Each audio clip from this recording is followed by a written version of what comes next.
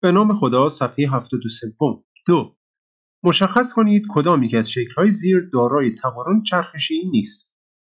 شرط داشتن تقارن چرخشی چی بود بچه‌ها؟ توی صفحه قبل خوندیم. شرطش این بود که اگر شکل رو 180 درجه یا کمتر بچرخونیم و روی خودش منطبق بشه، اون شکل تقارن چرخشی داره. حالا بریم امتحان کنیم. شکل اول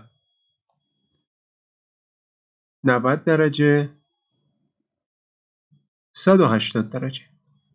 180 درجه چرخوندیمش، روی خودش منطبق شد. پس تقارن چرخشی داره. شکل بعدی 90 درجه 180 درجه. 180 درجه چرخوندیمش، روی خودش منطبق شد. پس تقارن چرخشی داره. شکل بعدی 90 درجه چرخوندیمش و روی خودش قرار گرفت. این هم تقارن چرخشی داره. شکل بعدی 90 درجه تقریبا 120 درجه چرخوندیمش و روی خودش منطبق شد. پس این شکل هم تقارن مرکزی داره. شکل آخر که نماد المپیکه. خب این شکل رو بچرخونیم. 90 درجه منطبق نشد. 180 درجه منطبق نشد. با 360 درجه چرخش روی خودش منطبق میشه، اما شرط ما 180 درجه یا کمتر بود.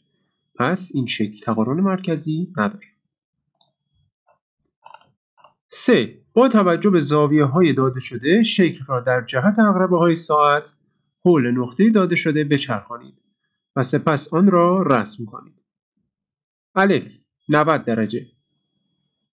خب این شکل رو 90 درجه باید بچرخونیم نسبت به نقطه.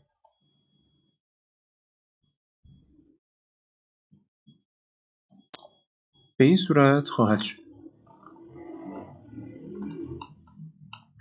ب 180 درجه.